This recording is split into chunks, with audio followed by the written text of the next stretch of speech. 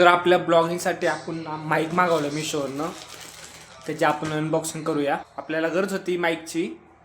आपल्याला 30-40 हजाराचे चांगले एवढे भारीतले महागाचे माईक घेणं शक्य नव्हतं. तर आपण जे साधे सिंपल नवीन जे ब्लॉगिंग चालू करते त्यांच्यासाठी असं मस्त एक माईक बघितला मी सर्च करून. तर त्याचं आपण अनबॉक्सिंग करूया. आता आपण फाडूया मी, तर बघूया आपण कसा आलाय, कसा आवाज येतोय.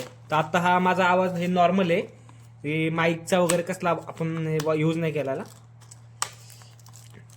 पॅकिंग वगैरे एक नंबर आली, बघू शकता तुम्ही.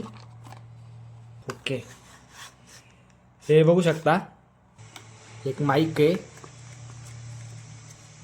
याला आपण इथं शर्टरला वगैरे लावू शकतो. हे त्याची केबल आहे आणि हे आपल्या मोबाईलच्या खालच्या साईडने लावायचं असते. तर आपण हे एकदा माईक आपण सेट करूया आपल्या मोबाईलला आणि चेक करूया कसा आवाज येतोय. म्हणजे तो मला आवाज येत असून थोडीशी नॉईस वगैरे चालू आहे, बाहेरचा मम्मीचा मोबाईल वगैरे चालू आहे. तर आपण माईक कनेक्ट करून बघूया आणि आवाज कसा येतोय मग तुम्ही सांगा मला.